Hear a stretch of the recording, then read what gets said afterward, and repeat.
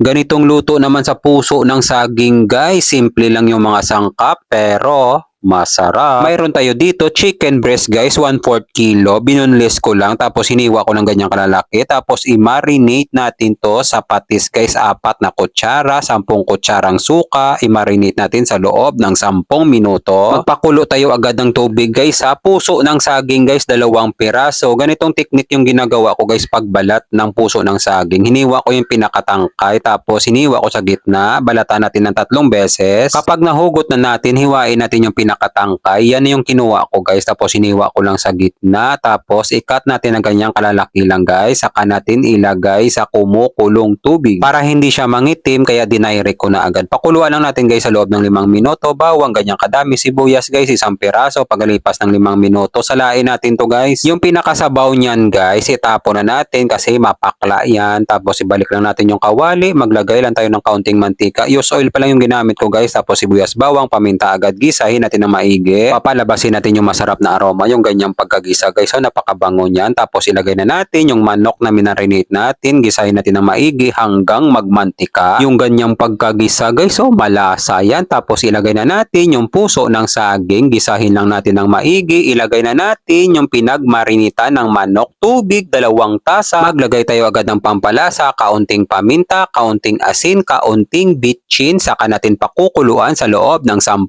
minuto. Shout out nga pala sa ating mga kababayang OFW sa palagi nyong panonood. Maraming salamat. Ingat po kayo palagi dyan kung saang bansa man kayo. Pagkalipas ng 10 minuto, tikman natin. Kampiyon ang lasa, malinamnam, maasim-asim, maalat-alat. Maglagay tayo agad ng maraming sili. Pakuluan lang natin ulit sa loob ng 5 minuto hanggang mag-igi yung ganyang pagkaluto guys. So, napakasarap niyan. Malasa. Huwag nyo nang patutuyuan guys ha, dahil yung sabaw niyan masarap isabaw sa bahaw na kanin. Yung ganyang pagkaluto lang guys, pwede na yan yung medyo may sabaw. Shout out nga pala sa ating mga followers sa palagi nyong panonood. Ingat po kayo palagi dyan kung saang lugar man kayo. God, maraming salamat po sa biyaya na binibigay mo sa araw-araw. I-bless nyo po yung food na magiging silbing lakas sa katawan namin. Kain tayo guys, kain Pinas! Ilayin, puso ng saging.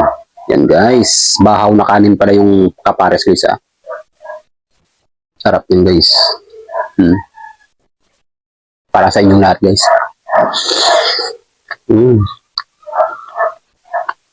Suwabe guys, masarap. Banghang. Yung atake ng lasa niya guys, maasim-asim na, medyo maalat guys. Napakasarap. Malambot yung pagkaluto natin sa puso ng saging. Hanghang ha. Pagpagana. Guys, try nyo to guys ha. Napakasarap.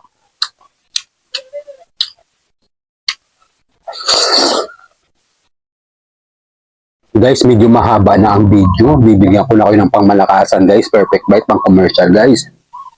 Ilayin, puso ng saging. Buhusan natin ng sabaw guys. Yan. Para sa inyong lahat yan guys. Anghang.